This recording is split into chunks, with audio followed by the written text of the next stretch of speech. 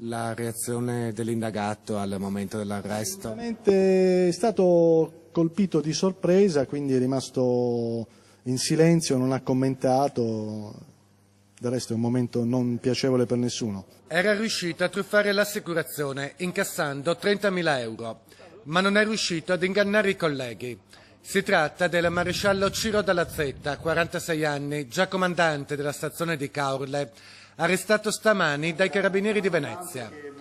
In una circostanza, il sottufficiale avrebbe simulato il furto dell'auto di sua proprietà, che in realtà aveva portato in Romania tramite la convivente originaria dell'Est.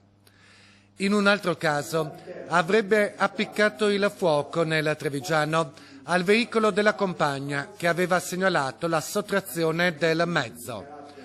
Un'indagine definita sofferta dal colonnello Giovanni Cataldo, comandante provinciale dei Carabinieri. Sofferta perché tutte le volte che si indaga su un appartenente alla propria amministrazione non è mai bello.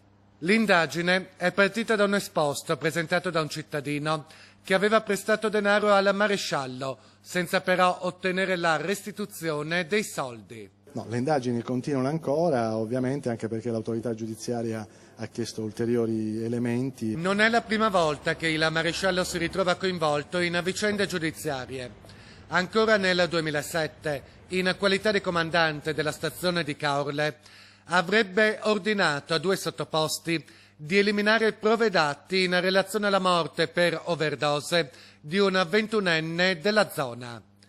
Nella circostanza, secondo il giudice che in primo grado lo ha condannato a 2 anni, Ciro Dalla Zeta avrebbe agito in quel modo, ironia del destino, soltanto per evitare di accollarsi indagini e problemi.